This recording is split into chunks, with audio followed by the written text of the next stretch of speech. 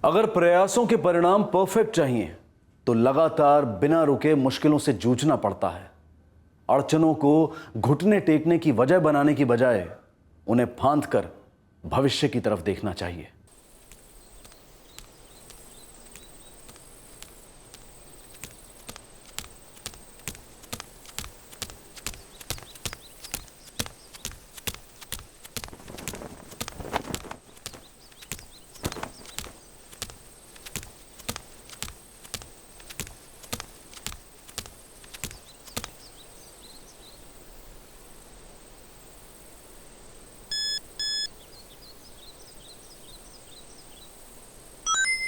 तैयार हो जा।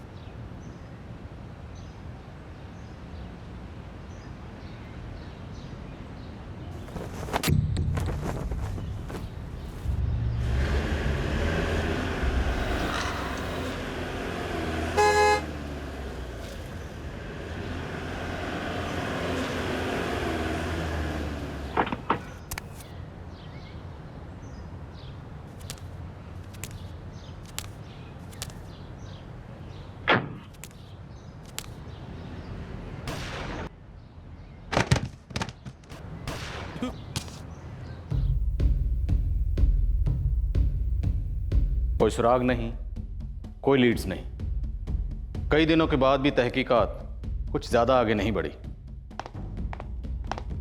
यह मर्डर केस महज एक फाइल बनने जा रहा था। अनसुलझे केसेस के ढेर में एक और फाइल। अनसुलझे केसेस क्या होते हैं? वो केसेस जो इंतजार कर रहे हैं किसी ब्रेक थ्रू का। पर अनसुलझे केसेस क्लोज नहीं हो सकते। क्रिमिनल केस तभी क्लोज होता है जब अदालत अपना फैसला सुनाती है और विक्टिम को इंसाफ मिलता है। सर, क्राइम सीन पे कोई क्लू नहीं, इन्वेस्टिगेशन का कोई फॉरवर्ड मूवमेंट भी नहीं, मतलब परफेक्ट क्राइम। मैंने ऐसा नहीं कहा। इनफैक्ट इन्वेस्टिगेशन एक हथियार है परफेक्ट क्राइम के भ्रम को तोड़ने का। परफेक्ट क्राइम होता ही नहीं है। हर क्रिमिनल कोई ना कोई ऐसी गलती जरूर करता है जो उसे पकड़वाती है।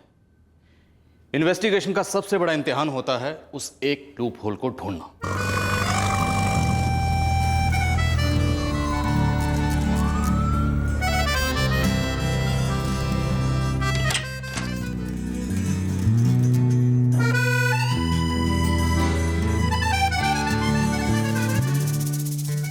So, कैसा लगा?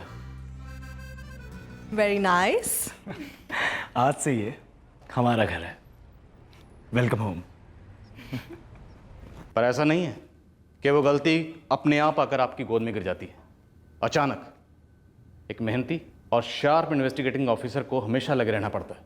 दिमाग, कान, आंख हमेशा खुला। वो सुराग के साय को भी नजरअंदाज नहीं कर सकता। पर जब कोई केस ऐसा हो जिसमें लीड मिलना इम्पॉसिबल लगे। आपके पास कोई ऐसा केस आया है सर जहां ब्रेक थ्रू मिलना ही मुश्किल लग रहा? हाँ, होता है। प्रेशर में कई केसेस नामुमकिन लगते हैं। पर जैसे कि मैंने कहा, एक शार्प ऑफिसर की नज़र हमेशा उसके परे होनी चाहिए। ज़रूरत होती है उस नामुमकिन को मुमकिन बनाने की। अभी एक रीसेंट केस था, 1 महीना पहले का, राणागंज, हिमाचल प्रदेश, जहाँ मेरी पोस्टिंग है।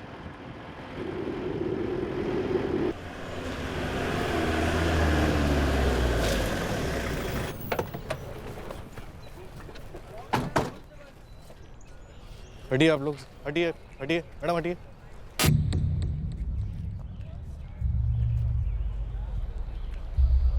सर, बॉडी पर से 10 सिम कार्ड्स मिले हैं। 10 सिम कार्ड्स? Yes sir. और कोई आइडेंटिफिकेशन है? नहीं सर। सिर पर भी गहरा वार हुआ है। सर, जब मैं काम पर जा रहा था तब देखा इसे। पहले मुझे लगा कोई पी कर पड़ा है।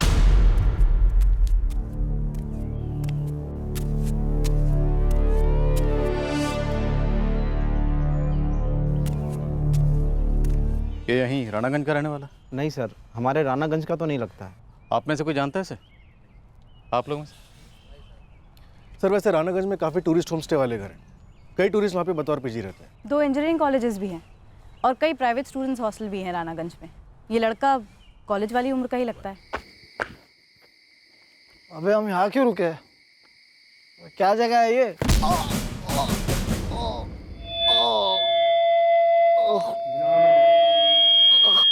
इसकी जेब से हमें 10 सिम कार्ड्स मिले। यानी कि 10 अलग आइडेंटिटीज। हाँ, वो तो वक्त ही बताएगा, लेकिन फिलहाल हमारे पास एक भी ऐसी आइडेंटिटी नहीं जो हमें इस लड़के की कहानी सुनाए।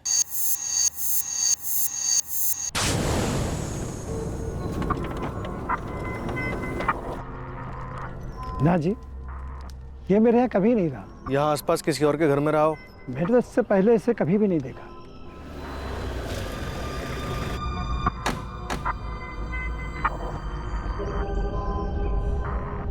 जी नहीं साहब, मैंने इससे पहले कभी देखा नहीं। अब गिरधारी लाल से पूछिए। लॉज का नाम? वो लॉज नहीं है साहब, गिरधारी लाल स्टूडेंट लोगों के लिए हॉस्टल चलाता है।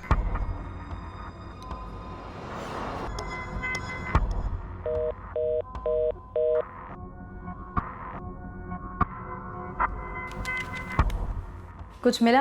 अभी तक तो नहीं मैडम, ये जो चारों सिम है ये सड़े हुए और बंद है, बाकी के मैं चेक कर रहा हूँ।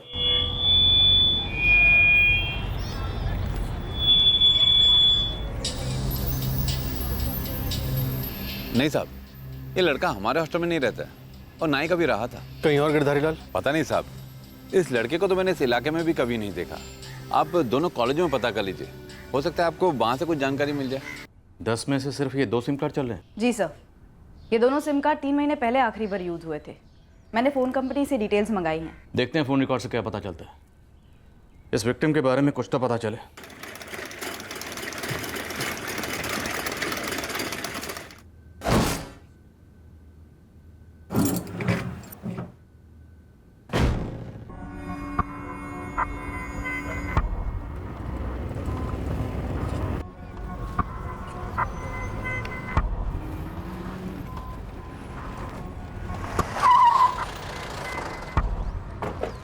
सर जी, दोनों इंजीनियरिंग कॉलेज में पता किया, पर यह बंदा कहीं का भी स्टूडेंट नहीं है। तो फिर कौन है ये? और कहाँ का है? बाहर का हो सकता है, शायद यहाँ से गुजर रहा होगा और मार डाला गया, या फिर यहाँ लाया गया होगा मारने के लिए। लोकल तो नहीं लगता। हाँ सर, मतलब शिमला, कांगड़ा, डलहौजी और धर्मशाला, हर जगह इसके फोटोग्राफ्स भेजी गए सारी डिटेल्स के साथ, लेकिन कहीं कोई ऐसी मिसिंग कंप्लेन दर्ज ही नहीं हुई है। आसपास के सारे इंजीनियरिंग कॉलेजेस को भी स्कैन किया पर कुछ नहीं मिला। तो इस वक्त हमारे हाथ में 10 सिम कार्ड है जो विक्टिम की जेब से बरामद हुआ। इनमें से 8 बंद हैं और 2 एक्टिव हैं। उन सिम कार्ड्स को बतौर सुराग समझकर हम इस ब्लाइंड केस में आगे बढ़े और हर उस अंधी गली में घुसे जहां ये केस हमें ले गया।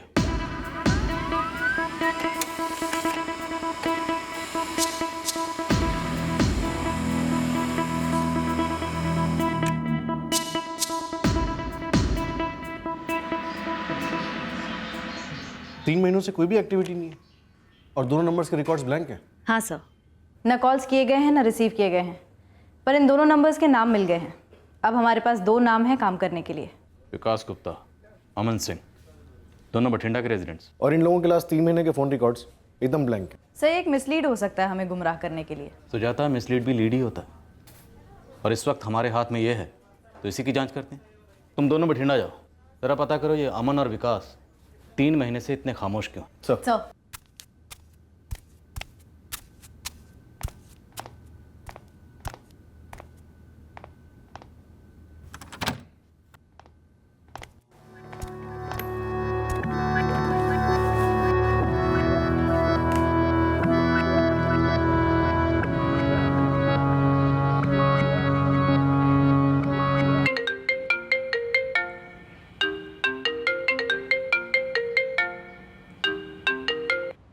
हेलो। हाँ Charanjit ji. Good morning Monica. Raghu कहाँ है? वो तो शावर में है। सब ठीक तो है ना? हाँ सब ठीक है। रघु से कह दो उसे यहाँ आना होगा, फैक्ट्री की डील हो सकती है, कुछ खरीदार सामने आए हैं। ये तो अच्छी बात है। ठीक है, मैं रघु को बोल देती हूँ। Okay, thank you. कह रहे थे तुम्हें जाना पड़ेगा वहाँ डील साइन करने। मैं बात करूँगा उनसे, पेपर्स यही भेजने के लिए बोल दूँगा। फैक्ट्री बिक जाएगी तो फंड्स आ जाएंगे, फिर हम यहीं कुछ स्टार्ट कर सकते हैं अपना। हाँ हाँ, व्हाई नॉट। तुम्हारे माइंड में कुछ है, कोई बिजनेस आइडिया, एनीथिंग? मैं सोच रही थी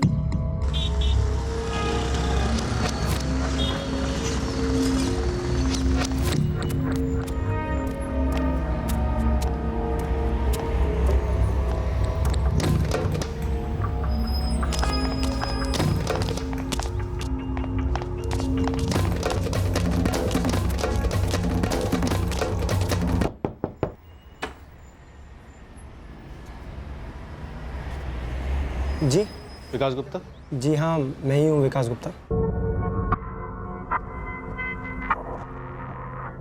कौन है ये? तुम बताओ। तुम्हारा सिम कार्ड नंबर 444567898 इस लाश की जेब में था। कैसे? वो तो मेरा पुराना नंबर है, आप चेक कर लीजिए।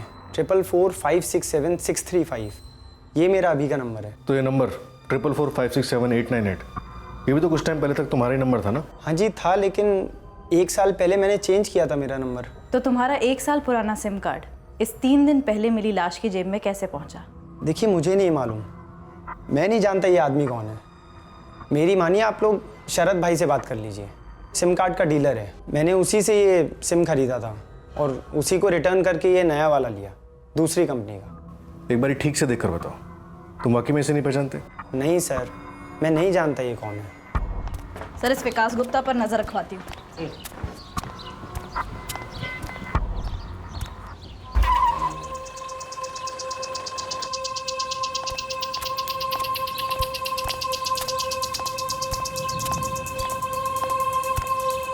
लगता है दूसरा बंदा अमन सिंह भी वही जवाब देगा जो उस विकास गुप्ता ने दिया था। वही जवाब का क्या मतलब मैडम?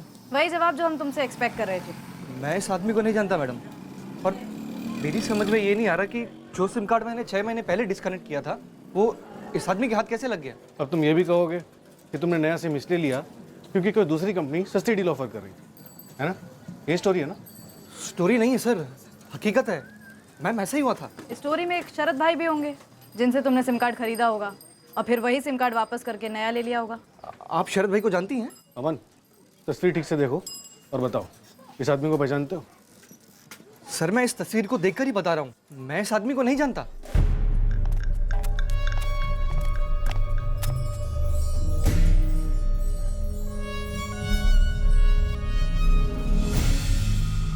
तो जाता ये जो विक्टिम है हमारा, कुछ अजीब नहीं है इसके बारे में? सर ये विकास गुप्ता और अमन सिंह कह रहे हैं कि इसे जानते नहीं हैं, लेकिन जब इन्होंने फोटो देखा तो इनके एक्सप्रेशंस, मुझे लगता है ये दोनों सच नहीं बोल रहे हैं। इस आदमी का सच कुछ पेचीदा लग रहा है मुझे, कुछ तो माजरा है। कौन है ये सर? ये एक मरा हुआ बंदा है शरद, जिसके जेब में से हमें 10 सिम कार्ड बरामद हुए, जिसमें से 2 सिम कार्ड इसी मोहल्ले में रहने वाले लड़कों के, अमन सिंह और विकास गुप्ता, जिन्होंने तुमसे ये सिम कार्ड लिए, तुम्हें वापस लौटाया और उसके बाद नए सिम कार्ड लिए। अब तुम मुझे ये बताओ शरद, तुम्हें एक्टिवेट करने के लिए मुझे लॉकअप में तुम्हें कितना तोड़ना पड़ेगा? मेरी समझ में बिल्कुल नहीं आ रहा ये कैसे हुआ सर, कसम खाता हूँ मैं इस बंदे को नहीं जानता। अमन और विकास ने तुम्हें सिम कार्ड लौटाए तो तुम्हारे हाथ से ये इसकी जेब में कैसे पहुंच गए? सिम कार्ड कोई खुले पैसे तो होते नहीं है। सर गलती हो गई, मतलब हो सकता है कि मैंने किसी को, जो आप बोल रहे हैं अमन और विकास, इनके नाम पर सिम दिला दिया हो। गलती? किसी और के नाम पर किसी और को सिम देना गलती नहीं होती है शरद, क्राइम होता है, क्राइम। मानता हूँ सर, लेकिन मेरे ज़्यादातर कस्टमर ऐसे ही कॉलेज के यंग लड़के और लड़कियाँ होते हैं जो आए दिन अपना मोबाइल नंबर और सर्विस प्रोवाइडर बदलते रहते हैं। कोई भी मोबाइल कंपनी सस्ती स्कीम निकालती है, ज़्यादा डाटा देती है, तो वो तुरंत चेंज कर देते हैं। मैं भी उनको तुरंत दे देता हूँ। तुरंत दे देते हो? किसी और का सरेंडर किया हुआ सिम बिना किसी डॉक्यूमेंट के? सर इसको लॉकअप ले चलते हैं, कूटते हैं साले को, सब उगल देगा। नहीं मैडम, इसके आगे मुझे कुछ भी नहीं पता लाशवास के बारे में। मैं अपने बच्चों की कसम खा के कहता हूँ, मैं ये दुकान 6 साल से चला रहा हूँ सर, किसी से भी पूछ लो, मैंने कभी भी वैसा कोई क्रिमिनल वाला काम नहीं किया है सर। अगर मुझे इस बारे में कुछ भी पता होता तो क्यों छुपाता, वैसे ही बता देता ना। हमारे पास तो ऐसे किसी बंदे की मिसिंग रिपोर्ट नहीं है शमशेर जी। जो 10 में से 2 एक्टिव सिम हमें इस लाश पर से मिले, वो दोनों ही भटिंडे के 2 लड़कों के हैं। देखिए आप और मैं दोनों बहुत अच्छे से जानते हैं कि किस तरह फर्जी कागजात वाले मोबाइल नंबर कांड करने के लिए इस्तेमाल में लाए जाते हैं, और फिर हम लोग कभी कभी उन लोगों की तलाश में होते हैं जिनका केस से दूर दूर तक कोई वास्ता ही नहीं होता। हम मानते हैं शमशेर जी, लेकिन हमारे हाथ में एक मर्डर केस है और ये ब्लाइंड केस हमें आपके शहर तक लेकर आया है। अब आप लोग यहाँ तक पहुँचे ही हैं तो मैं भी कोशिश करता हूँ ये पता करने की कि ये जो बंदा है ये भटिंडे का है भी या नहीं। सर इस अमन सिंह और विकास गुप्ता की लीड्स कहीं नहीं जा रही हैं। हाँ शायद यही इरादा होगा कातिल का, इसलिए उसने विक्टिम की जेब में 10 सिम कार्ड डाल दिए ताकि एक के बाद एक डेडली टटोलती रहे पुलिस और बस गोल गोल चक्कर काटती रहे। बिल्कुल पॉसिबल है सर। फिर भी मैंने अमन और विकास के इलाके के पुलिस स्टेशन में जाके पूछताछ की, ऐसे किसी भी बंदे की कोई भी मिसिंग कंप्लेंट नहीं है। बंदा मिसिंग होगा पर मिसिंग कंप्लेंट दर्ज नहीं की गई होगी। शायद घर वाले अभी उसके लौटने का इंतज़ार कर रहे हैं, या शायद घर वाले जानते नहीं हैं कि बंदा मिसिंग है, या शायद जानते हैं कि मिसिंग है पर कंप्लेन नहीं करना चाहते। एक मरा हुआ आदमी, अनआइडेंटिफाइड, वो भी मर्डर विक्टिम। ये एक पहेली है, एक जिक्सॉ पजल, क्योंकि आपको पता ही नहीं असली स्टोरी क्या है। आपको पता ही नहीं कि कहानी की शुरुआत कहाँ से हुई। आपको पता ही नहीं कि ये आदमी क्यों मारा गया। आपको पता ही नहीं कि इस कहानी की बड़ी कहानी क्या है। पुलिस इन्वेस्टिगेशन भी किसी दूसरी जॉब की तरह ही होती है। इसमें भी फ्रस्ट्रेशन हो सकती है, मायूसी हो सकती है, पर इन्वेस्टिगेटिंग ऑफिसर को अपना फोकस और पेशेंस पकड़ के रखना पड़ता है। तहकीकात तभी कंप्लीट होती है जब कहानी का पूरी तरह से खुलासा होता है।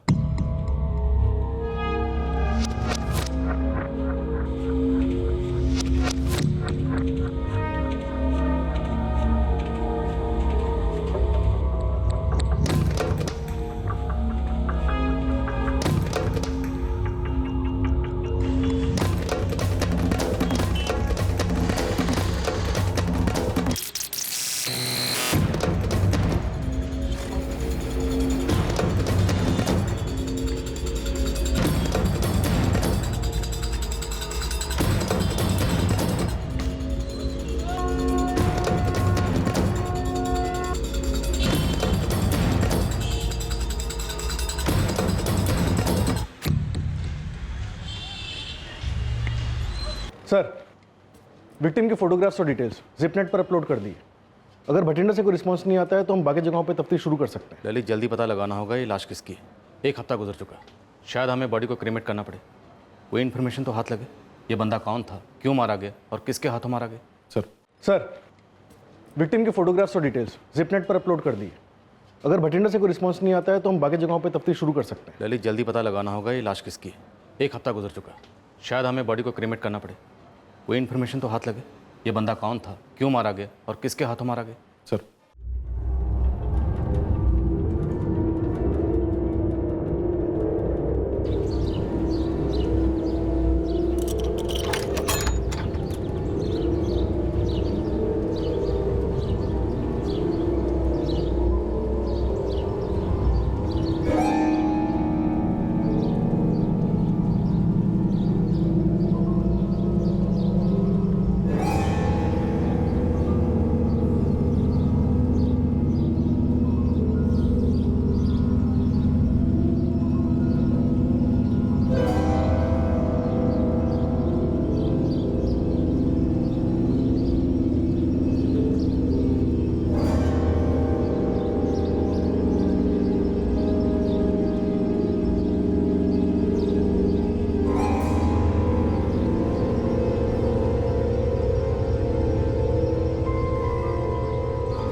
पक्का? चेहरे पे बहुत सारे निशान हैं, लेकिन है वही।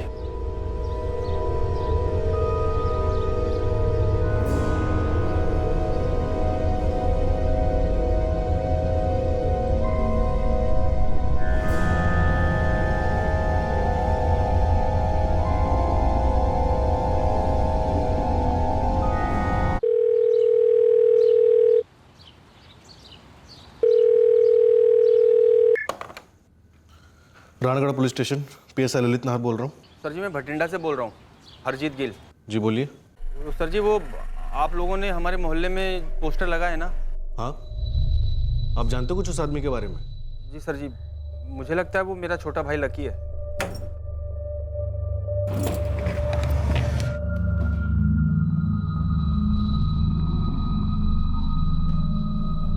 यही है जी, मेरा छोटा भाई लकी गिल।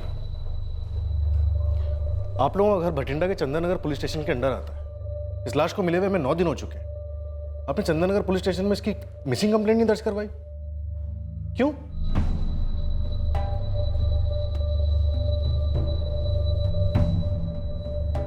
लकी वैसे काफ़ी अनलकी मालूम होता है। वो अपने घर से कहीं जाने के लिए निकलता है और वहाँ पहुँचता नहीं, और आप लोगों को कोई खबर ही नहीं। वो इतने दिनों से गायब है और आप लोगों ने उसकी मिसिंग कंप्लेंट तक नहीं लिखवाई। फ़ोन नंबर क्या है लकी का? सर जी, लकी का फ़ोन नंबर तो हम में से किसी के पास नहीं है। मतलब आप बाप हैं और आप भाई, बड़े भाई ना, तो आपके पास फ़ोन नंबर नहीं होगा तो किसके पास होगा? पता नहीं जी, लकी हमें कभी कुछ बताता नहीं था। ऐसा क्या करता था जो बताता ही नहीं था? वो भी तो नहीं बताता था जी, बस काम की तलाश में रहता था हमेशा। और जब भी उससे पूछते कहाँ जा रहा है तो कहता कि काम ढूंढने जा रहा हूँ। अब कहाँ चल रही है पुत्र? जी बाहर जाते वक्त मत टोका करो, बोला ना आपको। लेकिन जा कहाँ रहा है बोलता क्यों नहीं? हर बारी आप यही पूछते हो और हर बारी मेरा जवाब वही होता है, काम ढूंढने जा रहा हूँ पापा जी, इस बार शायद मिल जाए कुछ। पर तेरा काम है कहाँ? शिमला। खुश जाऊँ अभी?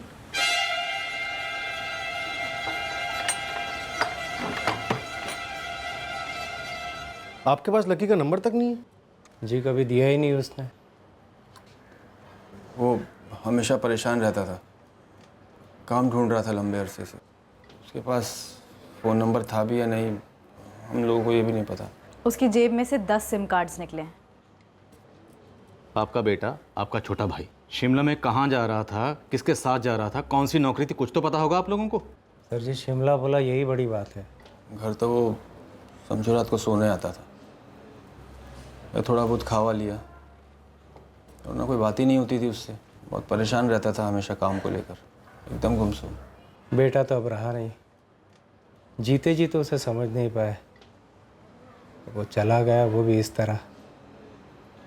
तो उसका अंतिम संस्कार तो ढंग से करने दीजिए।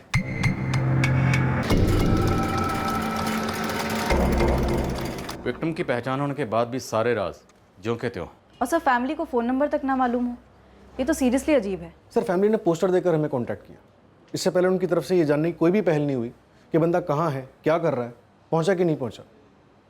सर इस फैमिली कोई ना कोई मिस्ट्री ज़रूर है। दुख दर्द का भी ज़्यादा दिखावा किया नहीं उन लोगों ने, बस खुद आके बॉडी को आइडेंटिफाई किया।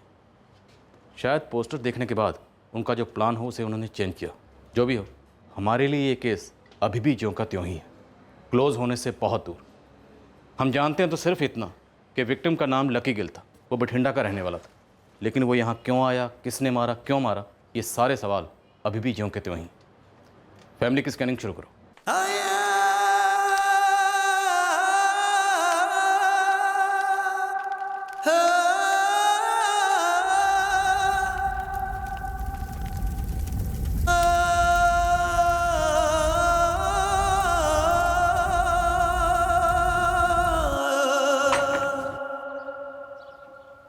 जी हम रानागंज पुलिस स्टेशन से हैं। लकी गिल को किसने मारा? जो कुछ भी पता था बता तो दिया हमने। नहीं, सब कुछ नहीं बताया, आपसे ज़्यादा तो आपके पड़ोसी ने बताया हमें।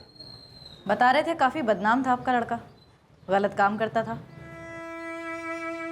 करता होगा शायद, पर हमें कभी बताया नहीं, ना हमें पता था उसके लाइन के बारे में। आप माँ हैं उसकी, कुछ बोलेंगी नहीं? लकी को कभी कुछ बोल ही नहीं पाए। वो सुनता कहाँ था, ना कुछ बोलता था। अब तो सुनने बोलने के लिए कुछ रह भी नहीं गया। बहुत कुछ रह गया। लकी अब चाहकर भी कुछ नहीं बोल सकता और हम उसके सुन नहीं सकते, लेकिन हम जानना चाहते हैं कि लकी को क्यों मारा गया। आप में से किसी को नहीं पड़ी है ना ये जानने की कि लकी को किसने मारा और क्यों?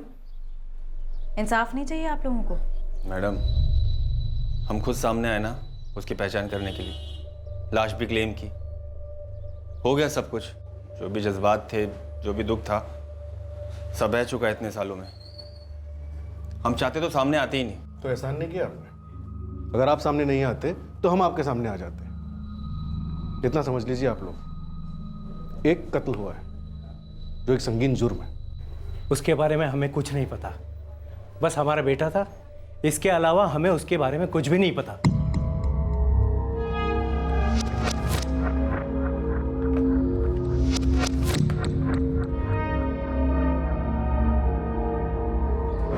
कुछ गड़बड़ है सर इस घर में, वरना भटिंडा के एक बेरोजगार नौजवान को कोई हमारी जुरिस्डिक्शन में लाकर जान से क्यों मारेगा? कुछ और है इस केस में। एक मिनट, ये सिम कार्ड वाला अमन सिंह हमें घूर रहा है।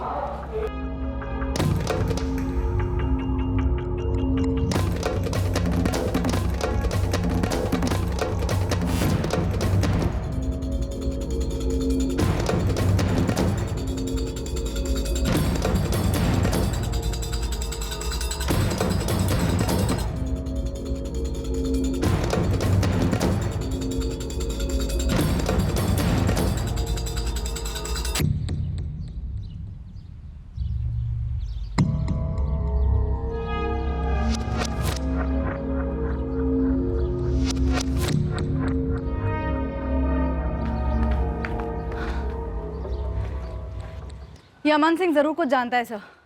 ये केस कुछ और ही है। ये लकी गिल कैरेक्टर था, स्टोरी है इसकी कोई जबरदस्त।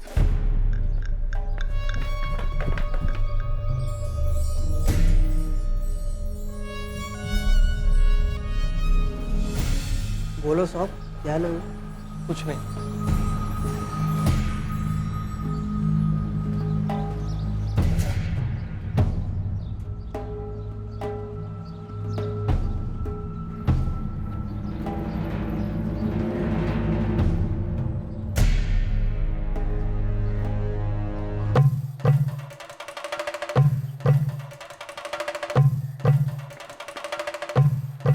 तुझे तो पहले ही तोड़ना चाहिए था। अब तोड़ देते हैं सर, कौन सी देर हो गई है।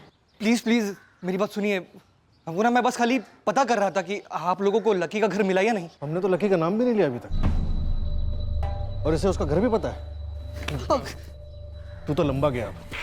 Sir sir please sir, sir मेरी बात तो सुनिए सर। सर मैंने कुछ नहीं कहा sir. Sir sir please sir. चुप।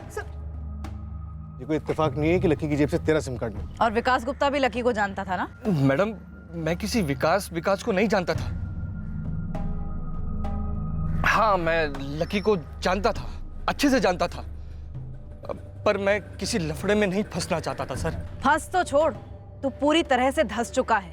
देख बे, हमसे झूठ बोलकर हमको चक्कर कटवाने वालों पे हमको बहुत प्यार आता है लोगों पे, पता है ना तुझे? सर वो लकी ना ड्रग्स बेचता था, ड्रग्स पेडलर था वो सर।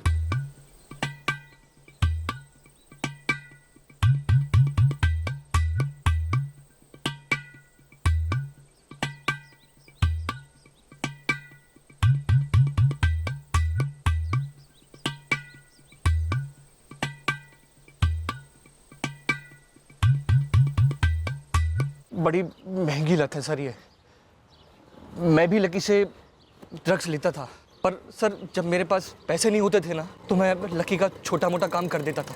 ड्रग्स बेचता था? जी, और पेमेंट मेरी पूड़ियों में होती थी सर। लकी को किसने मारा? ये सब नहीं पता मैडम मुझे। और वैसे भी सर मेरी लकी से पिछले 2 महीने में कोई भी बातचीत नहीं हुई है। वो शायद मैम किसी दूसरे काम में बिजी था। कौन सा दूसरा काम? वो सब नहीं पता सर। तुझे लकी के बारे में सब कुछ पता था और तू फिर भी चुप बैठा रहा। ये बात तो सभी जानते हैं, लकी तो फेमस था, और फिर पुलिस भी तो जानती है उसके बारे में। ये चंदन नगर थाने का तो पता नहीं, पर आप वो गुरजोत कॉलोनी थाने जाके पता कीजिए, शायद वहां पर उसका कुछ रिकॉर्ड मिल जाएगा। वहां की पुलिस ने कई बार उसको अंदर भी किया। देख बे, तू पूरी तरह से अंदर से खत्म है। अगर मैंने तुझे अंदर कर दिया ना, तो तेरी स्टोरी भी पूरी तरह खत्म हो जाएगी। जो कुछ भी लकी के बारे में जानता सब कुछ बता दे। जितना पता था मैंने आप सबको बता दिया। बाकी आप शबनम से क्यों नहीं पूछते सर? शबनम? शबनम कौन है? शबनम आपको लकी के बारे में सब कुछ बताएगी। शबनम प्रीतम नगर में रहती है, धंधा करती है सर। लकी मरता था उस पर। अगर मुझे कुछ पता होता या मेरा उसमें हाथ होता तो मैं भाग जाता ना, आप लोगों का पीछा थोड़े ना करता। ये अचानक तेरे अंदर का अच्छा बच्चा कैसे जाग गया? मैं ना ये जानकर बहुत ज़्यादा डर गया था कि लकी मर गया है, और फिर जब उसका पोस्टर देखा तो मैं और भी ज़्यादा डर गया। समझ नहीं आ रहा था कि मैं क्या करूं। उसके बाद आप दोनों को देखा तो आप दोनों के पीछे हो लिया।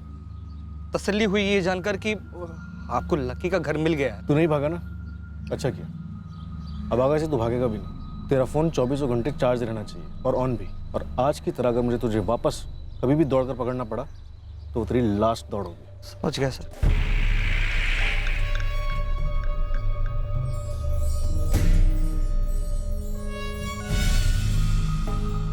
सुजाता, मैं गुरजोत कॉलोनी पुलिस स्टेशन जा रहा हूँ, तुम इस शबनम कैरेक्टर से मिलो। जी सर। केस खुल रहा है सुजाता। अब इस लकी की स्टोरी का दूसरा अध्याय शुरू हो रहा है।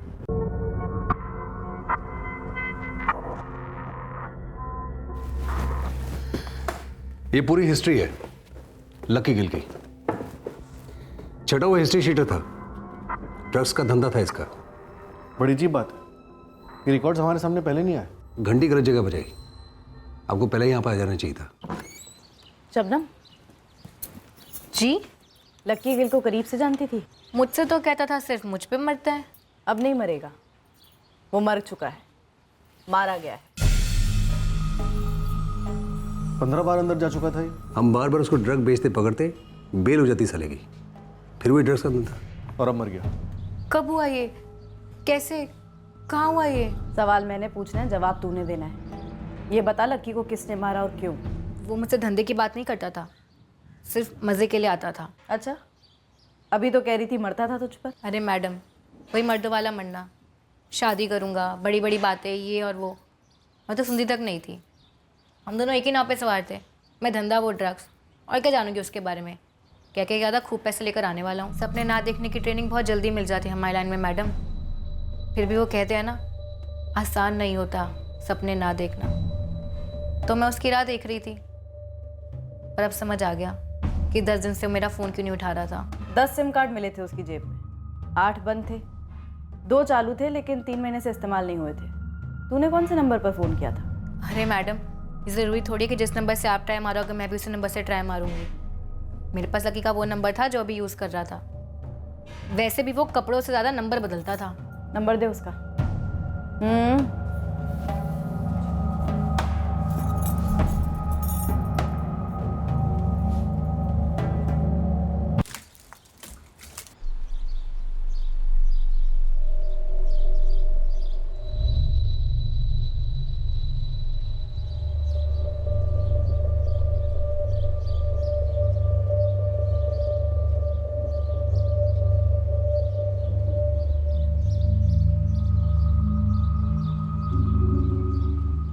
ये लकी गिल का क्रिमिनल बैकग्राउंड इस मर्डर मिस्ट्री को और भी गहरा कर रहा है। पर मुझे ऐसा क्यों लग रहा है कि इस मिस्ट्री में कोई और भी हिस्ट्री छुपी है, ड्रग्स से भी बड़ी। सर, लकी के करंट नंबर के कॉल रिकॉर्ड आते ही इस कहानी के और भी पन्ने खुलेंगे। देखते हैं कहाँ ले जाते हैं पन्ने।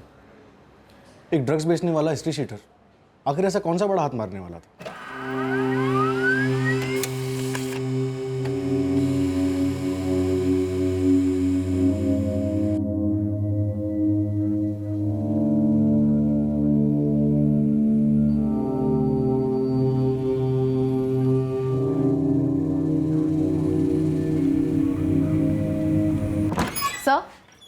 कुछ निकला फोन रिकॉर्ड? वैसे सर डायरेक्ट तो कुछ नहीं है, लेकिन एक नंबर है जिस पर लगातार उसकी बात हो रही थी, और वो शबनम का नंबर नहीं है। फिर कोई लैंडलाइन नंबर है, भटिंडा के किसी क्लब का।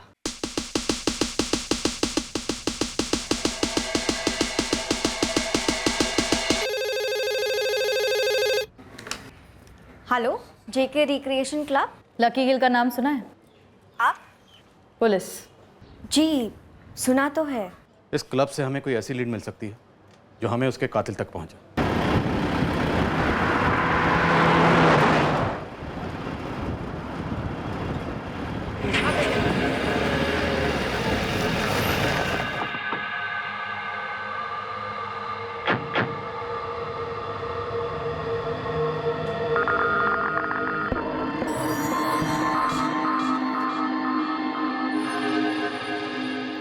हाँ सर, यही है, रेगुलर है, अक्सर यहाँ खेलने आता है। क्या खेलने आता है? पूल। Yes yes. किसके साथ खेलता था? इसका कोई फ्रेंड है? हम उससे बात करना चाहते हैं। सर, आप मंजीत से बात कर सकते हैं, वो दोनों अक्सर साथ में आते थे और साथ ही में खेलते थे। अब तो खेल या ना खेल कोई फर्क नहीं पैदा, because the champion is here बेटे। अभी कहा मंजीते, तेरी दिल्ली बहुत दूर है अभी। इस मंजीत का कोई कांटेक्ट नंबर है आपके पास? सॉरी सर, मेरे पास नंबर तो नहीं है, लेकिन हाँ, आप शाम को आके एक बार ट्राई कर सकते हैं। वो यहाँ रेगुलरली आता है, कल भी आया था। हाँ, अब बताओ, where is the champion? Where जी वेयर? हियर। ओए ठहर जा काके, अभी गेम खत्म नहीं हुई है।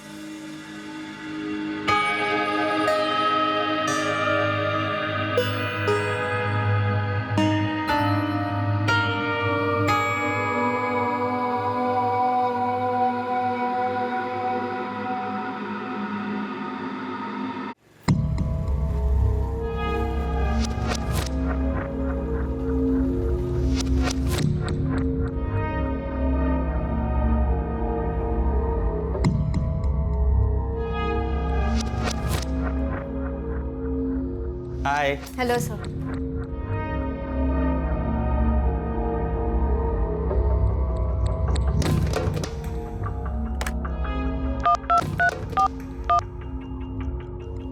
हेलो।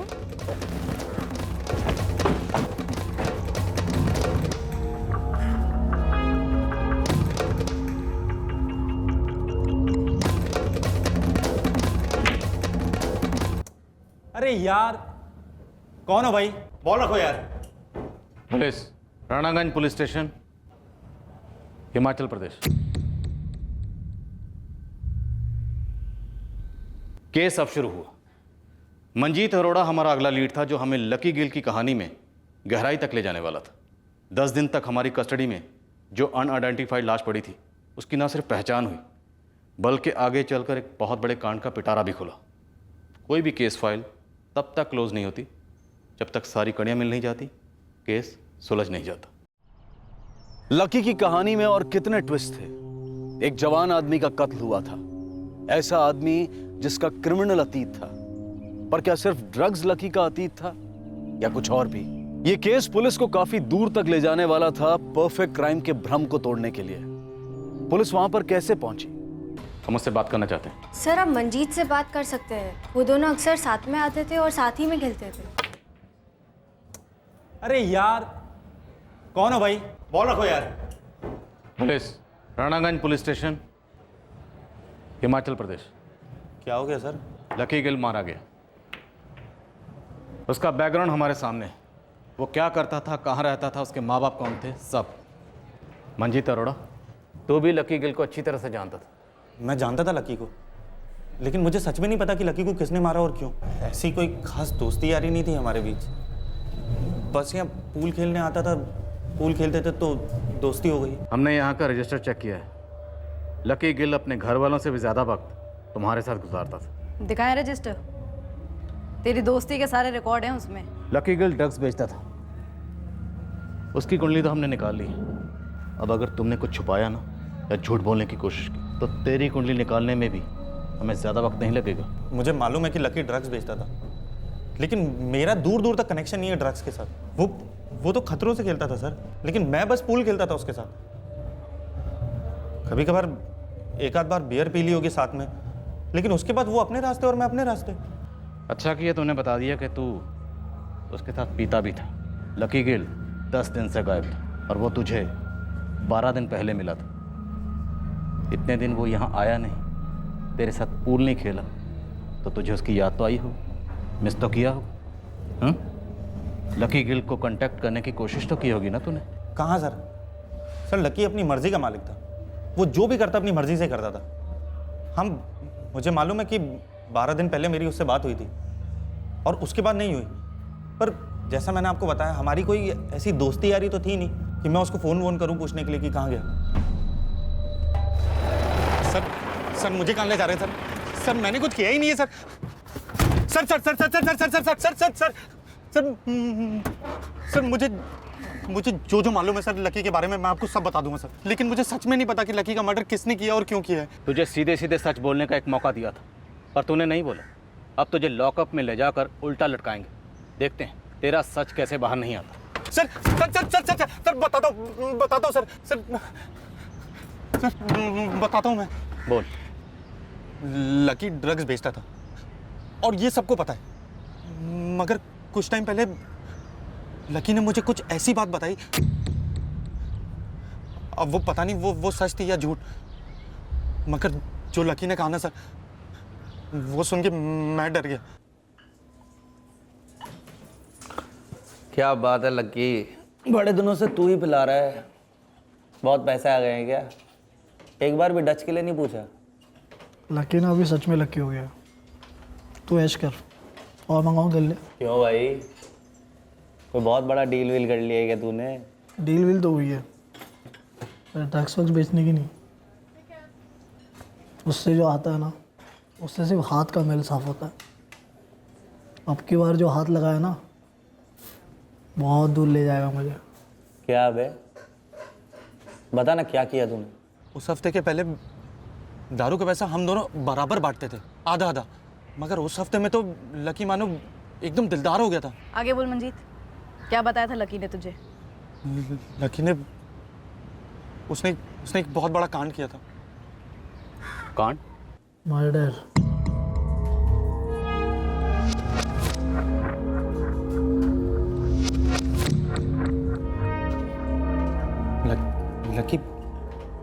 मर्डर की? मर्डर मंजिते जैकपॉट है, जैकपॉट। किसका मर्डर? अब किसका ये मत पूछ। तूने पूछा क्या डील है, मैंने बताया ना तेरे को, बताया ना। ये है मेरा नया काम, ठीक है? अब किसी के आगे मुंह मत खोलना, दोस्ती रख। रोज़ खाएंगे पिएंगे सब मेरे पे, तेरे को कोई खर्चा नहीं करने का। और तू मुंह बंद रखना, या ना दोस्त का मर्डर करूँगा ना तो दिल दुखेगा मेरा। ऐसी फटी पड़ी थी सर मेरी, इसलिए मैंने किसी को कुछ बोला ही नहीं। कब बोला था लकी ने तुझे ये? तो 3 महीने पहले, हाँ जुलाई में। लकी ने किसका मर्डर किया था? पता नहीं सर, उसने जो मीठी धमकी दी उसके बाद मेरी हिम्मत ही नहीं हुई कि उससे कुछ पूछूं। और सर मैं बस पूल खेलता हूँ यहाँ, दारू भी पीता हूँ, मगर ड्रग्स छूता भी नहीं हूँ सर।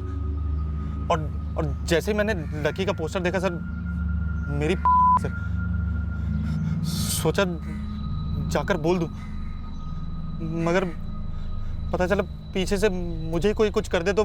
कोई और था जो उसके साथ काम करता था? उसकी कोई गैंग थी? किसके लिए ड्रग्स बेचता था लकी? अपने बिजनेस के बारे में ना लकी ने कुछ बोला और ना मैंने कुछ पूछा उससे। तूने लकी का पोस्टर देखा तो चुप रहा। तू हमारे पास नहीं है, फिर भी हम तुझ तक पहुंच गए। अब अगर भागने की कोशिश करेगा तो तेरा वो हाल करेंगे कि तेरा पोस्टर भी नहीं छपेगा। मैं कहाँ जाऊँगा सर, यहीं मिलूँगा। और अपना फ़ोन ऑन रखना। हाँ सर।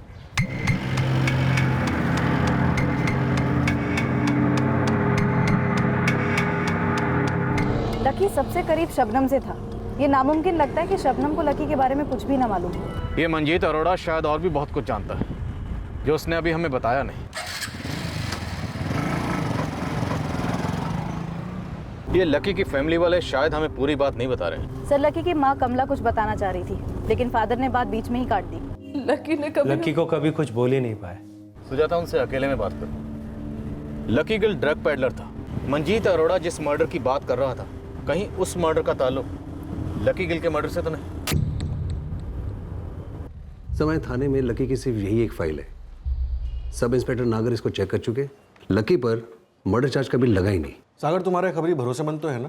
जी सर, भटिंडा का पुराना चावल है। जब मैं शिमला में था तो 2-3 इंपॉर्टेंट केस में इसने बहुत मेहनत से काम किया था। ठीक है, उसे इस क्लब वाले मंजीत अरोड़ा के पीछे लगा दो। और मुझे इस लकी गिल की पूरी इन्फॉर्मेशन चाहिए। कौन से गिरोह के लिए ड्रग्स बेचता था, कितना बड़ा सिंडिकेट था, सब कुछ। ठीक है सर, मैं खबरी को इस काम पे लगा देता हूँ। इस फाइल में लकी के और कोई रिकॉर्ड्स नहीं है? मेरा मतलब बठिंडा के दूसरे पुलिस स्टेशन के? नहीं है सर, अगर होते तो इस फाइल में ज़रूर होते। सर मैं एक काम करता हूँ, मैं एक टीम लगाता हूँ इन सारे ड्रग पेडलिंग गैंग्स के पीछे। ये गैंग्स अपने अपने इलाकों को लेकर बहुत सख्त हैं। लकी ने अगर किसी और के इलाके में माल बेचा होगा तो गैंग वार में शायद मारा गया होगा। मारा तो हमारे इलाके में गया, और मुझे वो बंदा चाहिए जिसने मेरे इलाके में ये मर्डर किया।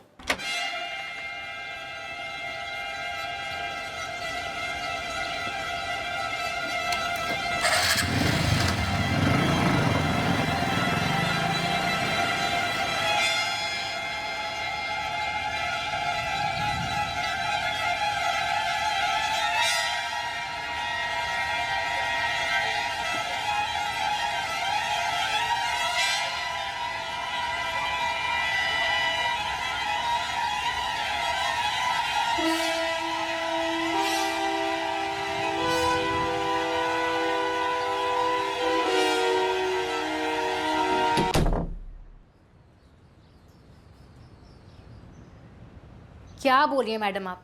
मुझे नहीं पता लकी ने किसका मर्डर किया। मुझे तो ये भी नहीं पता कि लकी ऐसा कर सकता है। वो ड्रग्स बेचता था, सिर्फ इतना मुझे पता है। देखो शबनम, लकी किसी के मर्डर में इन्वॉल्व था, ये हमारे पास पक्की खबर है। और अब उसका मर्डर हुआ है। हमें लगता है इन दोनों बातों में कोई कनेक्शन ज़रूर है। अरे मैडम, मैंने अभी आपको बताया कि लकी मुझसे सिर्फ इतना कहकर गया था कि वो कहीं से पैसे लेने जा रहा है। किस बात के, कहाँ से, ना मैंने उससे पूछा ना उसने मुझे बताया। और इसके अलावा मुझे कुछ भी नहीं पता मैडम। आप मुझसे बार बार वही सवाल पूछ रही हैं।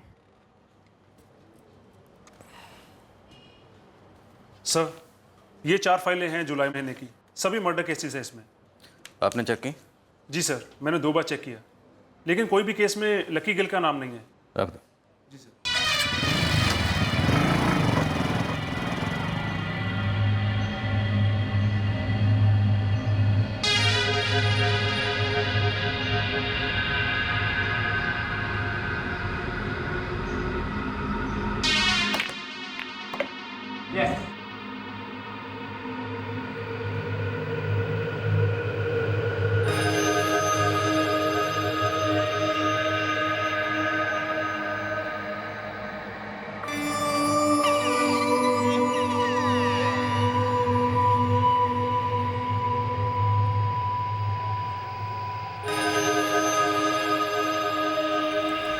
फ्राइज है, 2 पत्ता गोभी। लौकी कैसे दे?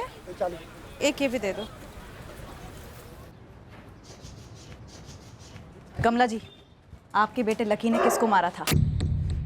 मेरे बेटे ने किसी को नहीं मारा है। आपको पता है, लकी शिमला किसी काम से नहीं गया था, पैसे लेने गया था। किससे? वो आप बताइए। आपका बेटा मरा है, हमारे जुरिस्डिक्शन में उसकी लाश मिली है, हम उसके गुनहगारों को पकड़ना चाहते हैं। आप तो उसकी माँ हैं, आपको फिक्र ही नहीं है कि उसके गुनहगारों को पकड़ा जाए या नहीं। कहीं ऐसा तो नहीं कि आपके एक बेटे ने दूसरे बेटे को मार दिया हो, हरप्रीत ने, और इसलिए आप चुप हैं? नहीं। तो फिर आपके पति सतेंद्र ने? मैंने कहा ना नहीं। कमला जी, जवाब दीजिए। आपके लिए एक मर्डर केस है, हजारों केसों की तरह, पर लकी मेरा बेटा था, मेरा अपना खून। मैंने क्या खोया है आप कभी समझ ही नहीं सकती, क्योंकि मैं ही नहीं समझ पाई कि मेरा लकी कब और कैसे इस जुर्म की दुनिया में चला गया। नहीं जाना चाहिए था उसे, पर वो पहले ऐसा नहीं था। बहुत अच्छा बेटा था मेरा, पढ़ाई में बहुत अच्छा था, ग्रेजुएट था, पर हमेशा परेशान रहता था क्योंकि उसे नौकरी नहीं मिल रही थी।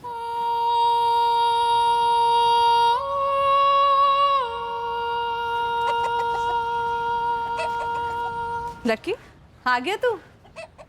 कैसा रहा इंटरव्यू पुत्र? अरे बोल ना, कैसा रहा इंटरव्यू? मेरी आंखों के सामने उसे मायूसी के अंधेरे में धंसते हुए देखा मैंने। हम लोग कभी समझ ही नहीं पाए कि लकी को उस मायूसी से कैसे बाहर निकालें।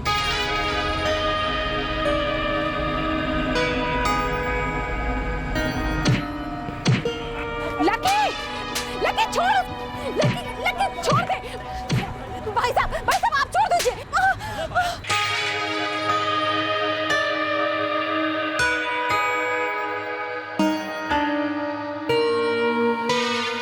लकी, तू ये सब क्यों कर रहा है पुत्र? लकी, पता ही नहीं चला कि वो कब और कैसे हमसे इतना दूर चला गया। ऐसे क्यों हो गया जैसे हम उसे कभी जानते ही नहीं थे। मैडम जी, लकी सिर्फ हमारे घर में जन्मा था, पर हमें उसके बारे में कुछ नहीं पता था। हम आपसे क्या छुपाएंगे, हमसे खुद ही छुपा हुआ था। वो खोया रहता था मेरा बेटा, पहले मायूसी, फिर जुर्म की दुनिया में। उसका मर्डर हुआ या उसने किसी को मारा, हम कुछ नहीं जानते, तो हम आपको बताएंगे क्या? सर, मंजीत का पिछले 3 दिनों से पीछा किया जा रहा है। या तो ये बंदा एकदम क्लीन है, या फिर इतना मैला कि सारे मैल को छुपाए बैठा। सर, मंजीत के कॉल रिकॉर्ड्स में तो कोई मेल नहीं है। 2 बार स्कैन किया, शक करने जैसी कोई बात नहीं है। हो सकता है मंजीत झूठ बोल रहा हो कि लकी ने कोई मर्डर किया है।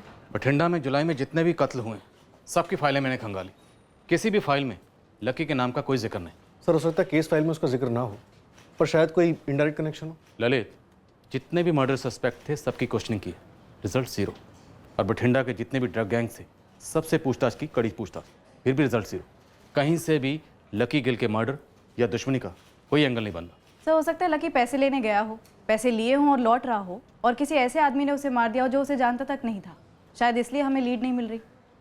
मान लेते हैं कि रैंडम किलिंग थी, फिर भी मारने वाले की कोई ना कोई हिस्ट्री जरूर रही होगी। मैंने इलाके के सारे हिस्ट्री शीटर से पूछताछ की, जो रिटायर हो चुके हैं उनसे भी, लेकिन रिजल्ट 0। लकी गिल एक क्रिमिनल था जो हमारे एरिया में मारा गया, कहीं से कोई लीड नहीं, कोई सुराग नहीं। तो क्या इस केस को अनसुलझा केस मान लें? हमारे एरिया का मर्डर केस अनसॉल्व्ड। एक इन्वेस्टिगेटिंग ऑफिसर ये कभी नहीं चाहेगा कि उसकी टेबल पर एक अनसॉल्व्ड केस की फाइल पड़ी रहे। केस चाहे कोई भी हो, कैसा भी हो, पर मन में एक बात रह जाती है कि हमने परफेक्ट क्राइम होने दिया। फिर उस केस में आपने क्या किया? आप तो डेड एंड पर थे, फिर कौन सा नया एंगल सोचा आपने? मर्डर वाला एंगल। लॉजिक ये था कि लकी मर्डर केस में हमें कोई लीड नहीं मिल रही थी।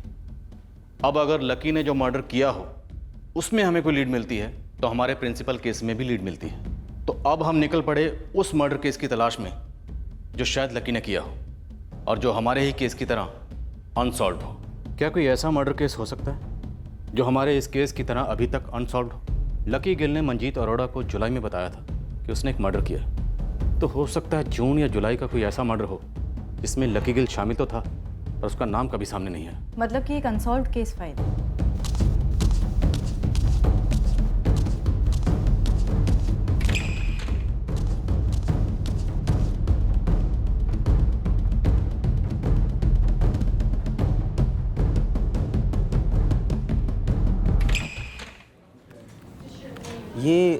एक फाइल है जुलाई की जिसमें हमें कोई भी लीड नहीं मिली।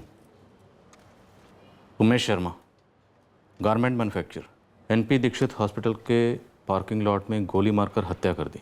जी।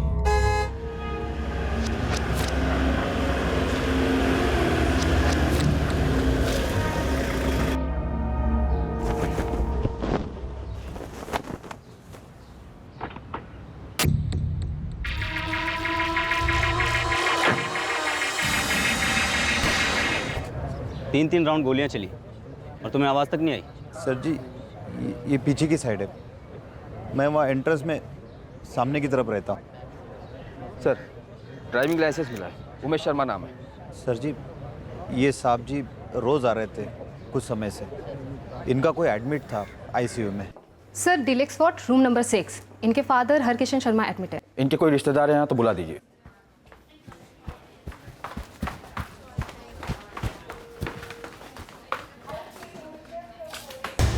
सर जल्दी नीचे चलिए, पार्किंग में कुछ हो गया है।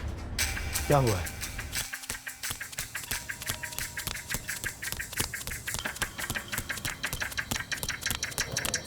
एक मिनट हटिए। आपके पापा भी नहीं रहे, आप इधर आइए। किसने मारी गोली ने? किसने? पार्किंग लॉट की सीसीटीवी फुटेज चाहिए अभी के अभी। जी सर, अभी देता हूँ।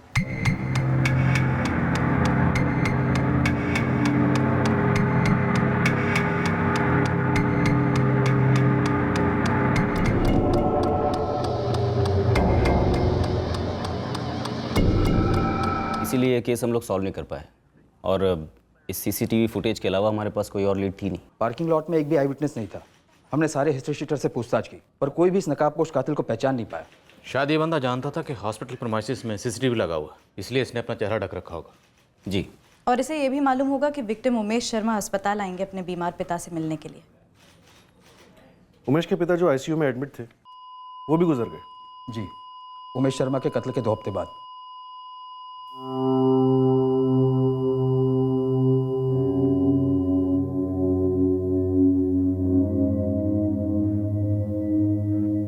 फुटेज में दिख रहा है गन फायर करते वक्त 3 बार जाम हुई है। शहर के सारे .8 बोर के लाइसेंस होल्डर और ग्रे मार्केट वाले सबको खंगाले। हर हिस्ट्री शीटर को खूब तोड़ा लेकिन इस मर्डर के बारे में कोई भी इन्फॉर्मेशन नहीं निकाल पाए। और कोई एंगल?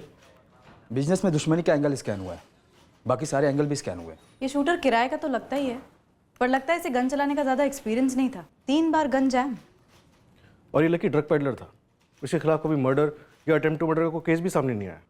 कदकाठी तो लकी जैसी लगती है पर चेहरा ढका हुआ है। लेकिन जिस लकी गिल की आप बात कर रहे हैं, जिसकी लाश आपके जुरिस्डिक्शन में मिली है, इस केस के इन्वेस्टिगेशन के दौरान ना तो उसका कहीं कोई नाम आया और ना ही दूर दूर तक उसका कोई कनेक्शन था। लेकिन किशोर अभी तक किलर पकड़ तो नहीं गया ना, ये केस अभी भी अनसॉल्व्ड है। Right right. तो अगर हम ये मान लें कि ये लकी गिल है तो फिर इसे हायर किया गया होगा। बिल्कुल, जिस तरीके से मॉडस ऑपरेंडी है उसके हिसाब से तो ये लगता है कि किराए का हत्यारा है।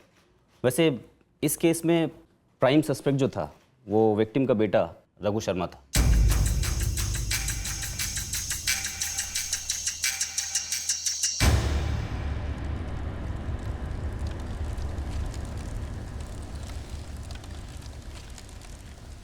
रघु शर्मा सस्पेक्ट लिस्ट में सबसे पहला नाम बन गया क्योंकि जिस जिससे बात हुई सभी का कहना था कि बाप बेटे के बीच जबरदस्त अनबन थी। दुनिया भर में पूछने की क्या ज़रूरत थी, सीधा मुझसे ही पूछ लेते। हाँ, मेरे पापा और मेरे बीच प्रॉब्लम्स थी। 6 साल पहले मेरे मॉम की डेथ हो गई, बस वही थी जो हमारे बीच की शांति बनाए रखती थी। उनके बाद सिर्फ झगड़े ही हुए। और काफ़ी कम उम्र से नफरत करते थे अपने पापा से। कितना, 15-16 साल? वो मेरे पापा और मेरे बीच का मामला था। आप ये जानना चाहते हैं ना कि वो कौन सा किराए का हत्यारा था जिसे मैंने पापा को मारने की सुपारी दी? Right right. वो कौन था, कितनी सुपारी दी और गन कहाँ से मिली? मैंने ऐसा कुछ नहीं किया। जो भी अनबन थी हमारे बीच, बट आफ्टर ऑल वो मेरे पापा थे। और अनबन कौन सी फैमिली में नहीं होती? हाँ, लेकिन हमारी फैमिली में हम दोनों ही तो थे, बस पापा और मैं। दादा तो जा रहे थे हमसे दूर। हम दोनों दादा को खोना नहीं चाहते थे, उन्हें बचाने की पूरी कोशिश की हमने। प्यार था हमारे बीच। जी आप सही कह रहे हैं इंस्पेक्टर, काफ़ी खफा थे उमेश जी रघु से। देखिए आप फैमिली लॉयर हैं, आप बता सकते हैं क्या ये रघु उमेश जी का कत्ल करवा सकता है? ये तो मैं नहीं बता सकता, लेकिन ये बात सच है तो मुझे शॉक भी नहीं लगेगा, और अगर ऐसा ही हुआ है तो इस बात का पता तो आप ही लगा सकते हैं। लेकिन इस अनबन की वजह क्या थी? इतने गुस्सा क्यों थे उमेश जी रघु से? लाइफस्टाइल, ये रघु के सारे तौर तरीके, फिजूल खर्च। हाँ, मैंने इंस्ट्रक्शंस दिए कि मेरी परमिशन के बिना तुम्हें कोई कैश नहीं दिया जाएगा, आज से, अभी से। पर क्यों पापा, इसकी क्या जरूरत है? कारण पूछने की हिम्मत रखते हो रघु? मेहनत से कमाए हुए पैसे जब कोई दूसरा अय्याशी में उड़ा देता है तो दर्द कमाने वाले को होता है। मैं कोई दूसरा हूं? और कौन सी अय्याशी पापा? आज अगर दोस्तों के साथ एंजॉय नहीं करूंगा तो कब करूंगा? नशा और जुआ एंजॉय नहीं होता है रघु। रघु देखो, उमी जी सही कह रहे हैं, नशा और पापा और मेरी बात हो रही है पर्सनल, आप ना ही पड़े बीच में। तमीज रघु, मेरा फैसला पक्का है, तुम काम करना शुरू करो, अपनी जिम्मेदारियों को समझो। पापा आपको क्या मिल रहा है मेरी इस तरह से इंसल्ट करके, मुझे बेसिक जरूरतों के लिए मोहताज करके? फिजूल खर्च जरूरत नहीं होती है रघु, और अगर इंसल्ट हो रही है ना तो वो मेरी हो रही है, मेरी मेहनत की हो रही है, मेरे काम की हो रही है, मेरे नाम की हो रही है। तुमने शराब पीकर गाड़ी चलाई, खंबे में ठोक दी गाड़ी, कोई बड़ा केस हो जाता तो क्या होता? शुक्र मनाओ कोई मरवर नहीं गया, वरना क्या हश्र होता तुम्हारा। मैं तुम्हें इस तरह अपनी जिंदगी बर्बाद करता हुआ नहीं देख सकता, और ना ही तुम्हारी वजह से किसी और की जिंदगी बर्बाद होने दे सकता हूं। उनके बीच की अनबन कभी खत्म ही नहीं हुई, बल्कि और बढ़ गई जब रघु ने शादी कर ली मोनिका से। जब आपका जवाब ना ही होता तो आपसे पूछो ना पूछो क्या फर्क पड़ता है? शादी मजाक नहीं होता है रघु। कौन है ये लड़की? बैकग्राउंड क्या है इसका? प्यार करती है मुझसे, मैं भी प्यार करता हूं उससे, और मैं जानता था कि आप उसे एक्सेप्ट नहीं करेंगे, इसलिए हमने फैसला कर लिया, पहले शादी कर ली फिर आपके सामने आ गए। ठीक है, तुम बालिग हो, एक बड़ा फैसला लिया है तुमने, अब अपनी जिम्मेदारी निभाओ, जाओ अपनी पत्नी के साथ, बनाओ अपनी जिंदगी, अपना घर, जाओ। आप मुझे इस घर से निकाल रहे हैं? ना, तुम्हें इस घर के काबिल बना रहा हूं, जाओ मेहनत करो, साबित करो कि तुम ये घर, मेरा बिजनेस, इस खानदान को ढंग से हैंडल करने के काबिल हो, तब शायद शायद तुम्हें मुझसे कुछ मिल सके। हाँ, पापा ने अपनी सारी प्रॉपर्टी, पैसा ट्रस्ट में देने की बात की थी, और ये सब तो आपको एडवोकेट चरणजीत से पता चल ही गया होगा। लेकिन जो आप नहीं जानते हैं वो ये कि पापा और मेरे बीच सुलह हो चुकी थी, उन्होंने मेरी बीवी मोनिका, उसे भी एक्सेप्ट कर लिया था, सब कुछ सही चल रहा था। फिर पापा को मार डाला गया, दादा भी चल बसे, और मैं यहां पर बैठकर यह साबित करने की कोशिश कर रहा हूं कि मैंने अपने पापा को नहीं मारा। हमें रघु शर्मा के खिलाफ कुछ नहीं मिला। रघु के कॉल रिकॉर्ड में भी किसी पेशेवर हत्यारे से कोई कनेक्शन नहीं था। अमीर आदमी है, 2-3 फोन रख सकता है। हमने हर एंगल से टटोला था, सब कुछ चेक किया था, वरना ये फाइल अनसॉल्व केसेस के ढेर में क्यों होती? किशोर, तो फिर उमेश शर्मा का कत्ल किसने किया? फिलहाल तो हम ब्लैंक हैं, लेकिन अगर आप कह रहे हैं कि आपके केस का विक्टिम लकी गिल मेरे केस का हत्यारा है, तो फिर इस केस में एक नया एंगल खुलता है, क्योंकि उस वक्त तो रघु शर्मा और लकी गिल के बीच में कोई कनेक्शन सामने आया ही नहीं था। अब सिर्फ लकी और रघु का ही नहीं, बल्कि उस पूल क्लब वाले मंजीत और रघु का कनेक्शन भी हो सकता है, जिसने कहा था कि लकी ने कोई मर्डर किया था। ये भी तो हो सकता है कि ये मंजीत झूठ बोल रहा हो, या फिर लकी ने जिस इंसान का कत्ल किया है वो कोई और हो, ये ना हो। सर, बॉडी स्ट्रक्चर लकी से मिलता है, लेकिन चेहरा ढके होने की वजह से कुछ श्योरली नहीं कह सकते। देखो, इस वक्त हमारे सामने 2 रास्ते हैं। अगर ये बंदा लकी गिल नहीं है तो फिर हमें उल्टे कदम चल के सारे नक्शे फिर से बनाने होंगे, और अगर ये बंदा लकी गिल है तो अब हमारे सामने एक नहीं 2 मर्डर केसेस, एक लकी गिल का और दूसरा इस उमेश शर्मा का। सर, मैं इस लकी गिल और रघु शर्मा दोनों के फोन रिकॉर्ड्स को एक बार फिर बारीकी से स्कैन करता हूँ। मैं मंजीत को क्वेश्चन करती हूँ, राउंड द क्लॉक नजर रखी हमने उस पर। मैं जरा इस रघु शर्मा से बात करता हूँ। इस टेलीफोन नंबर पर ये सेवा बंद कर दी गई है।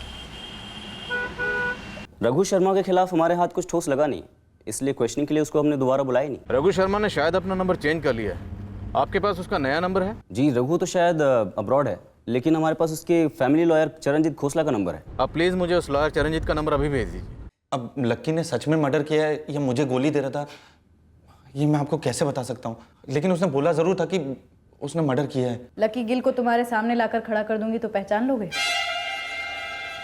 क्या मैडम? हाँ या ना? हाँ, पहचान लूंगा, इतने समय से जानता हूँ, साथ में पूल खेला है, दारू भी तो पी है।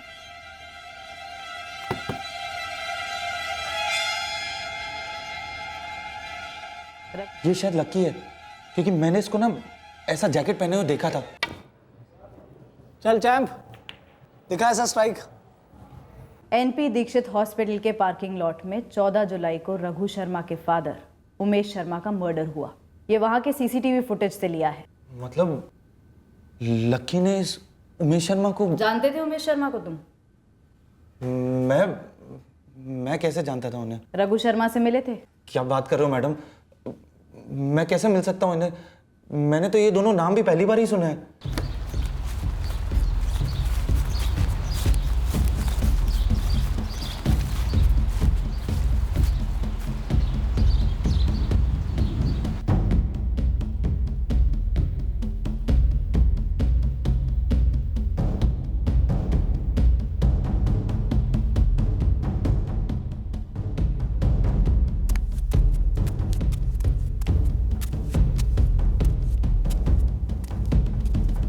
लेकिन रघु पर तो कोई ट्रैवल रिस्ट्रिक्शन लगाई नहीं गई थी और ना ही पुलिस स्टेशन में रिपोर्ट करने का कोई ऑर्डर। उमेश शर्मा के कत्ल के बाद रघु ने अपना घर बेच दिया, फैक्ट्री भी बेच दी।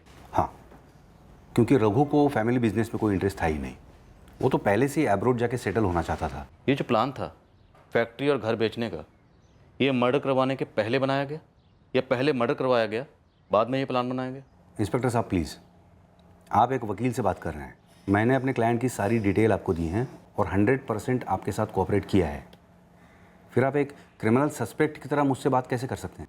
क्या अपने पिता उमेश शर्मा का कत्ल रघु ने करवाया था? मैंने पहली इन्वेस्टिगेटिंग टीम को रघु और उसके पिता के बीच जो टेंशन थी उसके बारे में सब कुछ बता दिया था।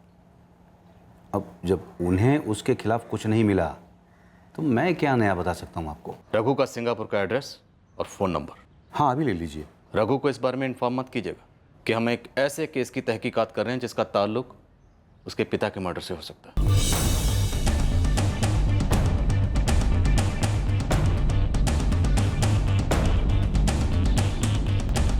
मंजीत ने लकी को आइडेंटिफाई कर लिया है? कंफर्म तो नहीं कह रहा सर, पर चेहरा ढके होने के बावजूद उसे लगता है कि वो लकी है। कद काठी से और जैकेट से। कह रहा था उसने लकी को ऐसा जैकेट पहने देखा है। लगता है जो तीर हमने अंधेरे में चलाया था वो निशाने पर लग गया। सुजाता, ये दोनों केसेस कनेक्टेड हैं, कंफर्म। सुजाता, ये लकी के लिए रघुवीर शर्मा के फोन रिकॉर्ड्स में डायरेक्ट तो नहीं, पर इनडायरेक्ट कनेक्शन है।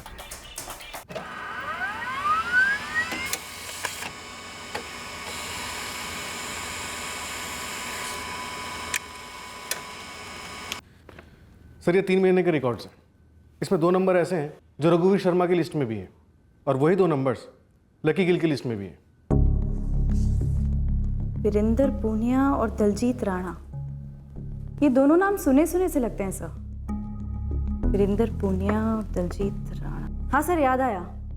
जेके रिक्रिएशन क्लब के रजिस्टर में मैंने ये दोनों नाम देखे हैं जब मैं लकी गिल और मंजीत अरोड़ा की एंट्रीज चेक कर रही थी तब।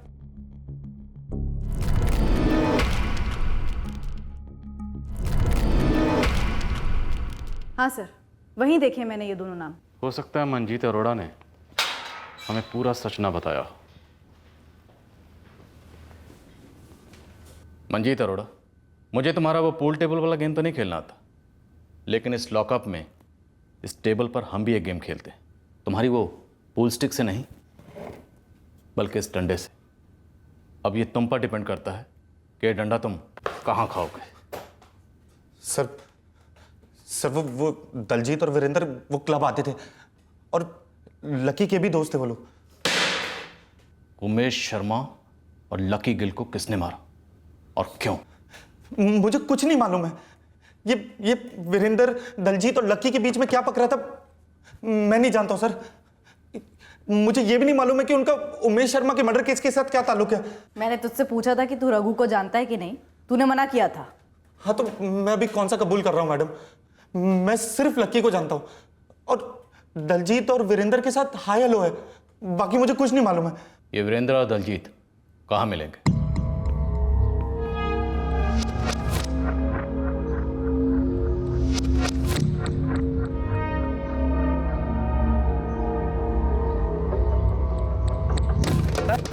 अब तो मजा आने वाला है।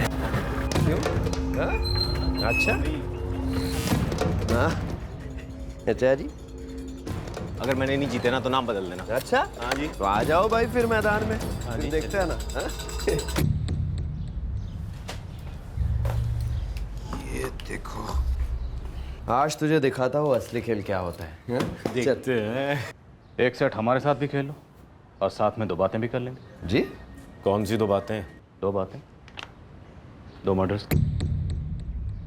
देखो, हमें पता चल चुका है कि तुम दोनों उमेश शर्मा और लकी गिल मर्डर में शामिल थे। अब फटाफट अपने आप सब कुछ बोलोगे या धीरे धीरे तड़पा तड़पा के बुलवाऊं? सर वो क्या कर रहा है? आगे बोल। मैडम वो ऐसा हुआ ना यार, तो फिर क्या कंगाली अब बोल रहा है कि मोनिका को लेकर घर से निकलो, अपने पैरों पर खड़ा हो जाओ। साला उसने जो भी खड़ा किया है सब मेरा ही तो है। बिल्कुल सही भाई, तू इकलौता है। मेरे बाप को नहीं लगता ना ऐसा। अपना सब कुछ ट्रस्ट में डालने की धमकी दे चुका है। अब मेरे दादाजी भी मेरी तरफदारी करने के लायक नहीं रहे। आधा टाइम तो हॉस्पिटल में होता है। भाई सच में अगर तेरे बाप ने अगर बेदखल कर दिया तो तू करेगा क्या? क्या करेगा?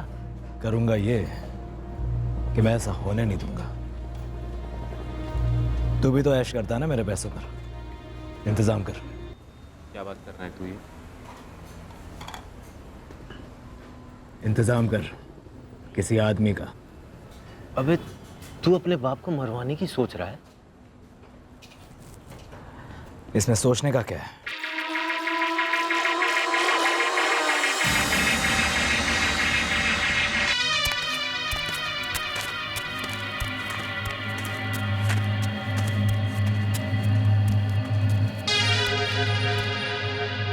दलजीत को तो तू जानता ही है रघु, ये हमारा फ्रेंड लक्की है। ये करेगा? कितनी सुपारियां उठाई है आज तक? ये पहली होगी। अगर पैसे तगड़े दोगे तो उठा लूंगा। 4 लाख दूंगा। एनपी दीक्षित हॉस्पिटल की पार्किंग में काम करना होगा। मेरे दादा वहाँ एडमिट है। पापा उन्हें देखने रोज आते हैं। वहाँ की सारी कोऑर्डिनेशन मैं करूंगा। हॉस्पिटल में सीसीटीवी कैमरा होता है। गमछा भी तो होता है फेस कवर करने के लिए। लेकिन मारेंगे कैसे? गन से। मैं दूंगा। गोली चली तो आवाज भी तो होगी। गन पे कपड़ा भी तो डाल सकते हैं, आवाज दबा सकते हैं। गन कहाँ से खरीदी? खरीदा नहीं सर, रघु के घर पर ही था, उसके पापा का। लाइसेंस भी है उसका।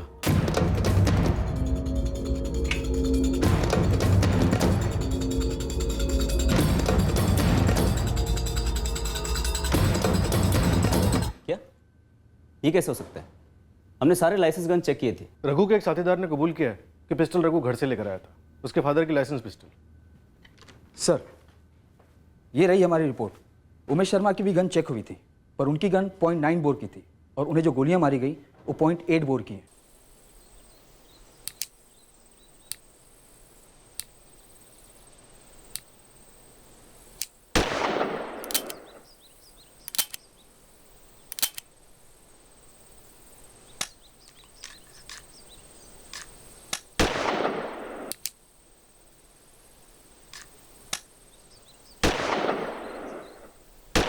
सब कुछ रघु ने प्लान किया था सर। 0.9 की गन के लिए 0.8 के कार्ट्रिजेस वही खरीद के लाया था सर। इसलिए फायरिंग करते वक्त गन इतनी जाम हुई थी। और रघु बड़ी चालाकी से हॉस्पिटल में पहले ही मौजूद था। वो लकी से और तुम दोनों से कोऑर्डिनेट कैसे कर रहा था? वो उसको पता था उसके पापा फैक्ट्री से घर और फिर शाम को उसके दद्दू को देखने हॉस्पिटल जाएंगे। वो सब देख रहा था। कहाँ से देख रहा था? हॉस्पिटल से? हाँ जी सर। रघु ने अपने घर की सीसीटीवी अपने टैबलेट से कनेक्ट करके रखी थी।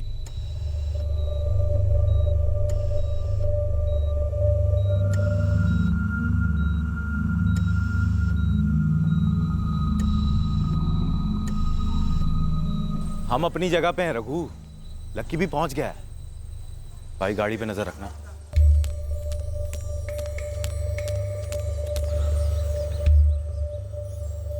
आ रही है।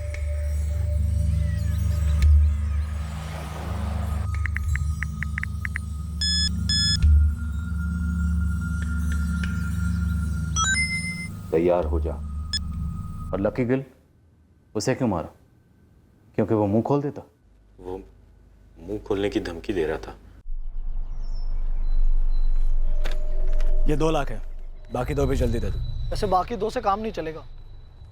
मतलब? यार ये ना कभी आपने ना उस दलजीत ने ना वीरू ने बताया कि आप आपके बाप का रास्ता साफ करके करोड़ों पे ऐश करने वाले हो। तेरा उससे कोई मतलब नहीं है लकी। 4 की बात हुई थी, तुझे 4 मिलेंगे। बाजार में खबरी भी तो मिलेंगे पुलिस के। धमकी दे रहा है। कीमत, मेरे काम की सही कीमत सिर्फ 15 लाख रुपए। 15 लाख का ताला मेरे मुंह पे लगाओगे, अगले 15 जन्मों तक मुंह नहीं खोलूंगा। सोच ले। 15 कब कहा वीरू को बता देना। चलता हूं। इस लकी को बोल दे सौदा यहाँ नहीं, बाहर होगा। और हाँ, टोल वाले रास्ते से मत जाना, वहाँ CCTV कैमरास होते हैं। गन तुम दोगे? इस बार गन से नहीं। रघु हमें 15 लाख रुपए दे रहा था जो लकी उससे मांग रहा था। रघु को डर था कि लकी उसके लिए खतरा बन जाएगा। आज 15 मांगा है, कल 50 मांग लेगा। जिंदगी भर ऐसे ही ब्लैकमेल करता रहेगा। हमने लकी से कहा कि पैसों का इंतजाम में हुआ है, वहीं से लेने हैं, और लकी हमारी बातों में आ गया। उस रात हमने उसे इतनी पिलाई कि गया गुजरा पियक्कड़ भी ना पिए।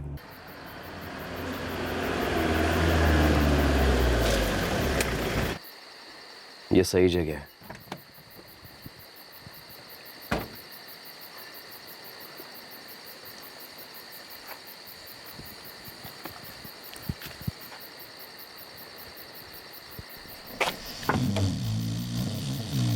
लक्की, लक्की, अबे हम यहाँ क्यों रुके? क्या जगह है ये?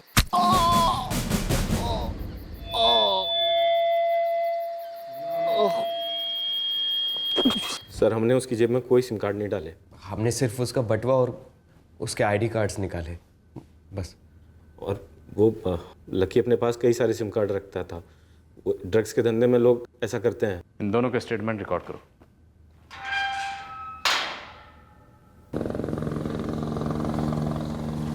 मैं समझा नहीं, आप कहना क्या चाहते हैं? यही रघु शर्मा कि तुम्हें विदेश जाने से रोका नहीं गया, तो इसका मतलब ये नहीं कि तुम बच चुके हो। ओह, फिर वही पुरानी बात। पुरानी बातें बहुत पुरानी हो चुकी हैं रघु शर्मा। आज की ताज़ा खबर यह है कि वीरेंद्र पुनिया और दलजीत राणा दोनों ने अपने जुर्म कबूल कर लिए और बयान रिकॉर्ड करवा दिए। अब तुम्हारे पास चॉइस यही है कि तुम खुद यहाँ की सरेंडर कर दो, वरना तुम्हारे गले में रस्सी डालकर सिंगापुर से घसीट कर लाएंगे। तुम्हारे बैंक अकाउंट्स, क्रेडिट कार्ड्स सब फ्रीज हो जाएंगे। ज़्यादा सोचो मत रघु शर्मा, आ जाओ।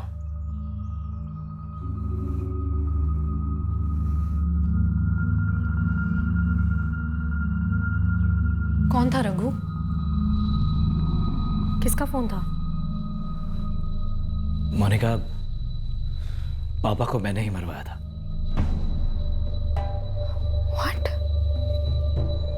हाँ, और उस आदमी को भी जिसे मैंने पापा के मर्डर में यूज किया था। अब पुलिस को सब कुछ पता चल गया है।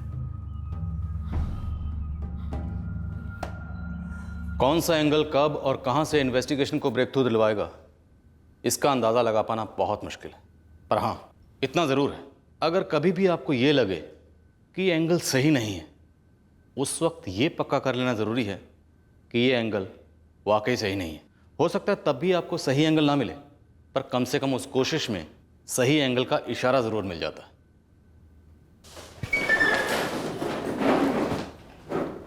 Perfect crime is a myth जो तहकीकात में हमारी अपनी खामियों और गलतियों की वजह से होती है। बस आप अपनी गलतियों को पहचानते रहिए और उन्हें सुधारते रहिए। जय हिंद। जय हिंद। रघु के पिता उमेश शर्मा के कत्ल के लिए रघु शर्मा, दलजीत राणा, वीरेंद्र पुनिया और लकी गिल पर आईपीसी की धारा 302 के तहत हत्या के लिए, धारा 120 बी के तहत क्रिमिनल कॉन्स्पिरेसी के लिए और आर्म्स एक्ट के चार्जेस लगाए गए हैं।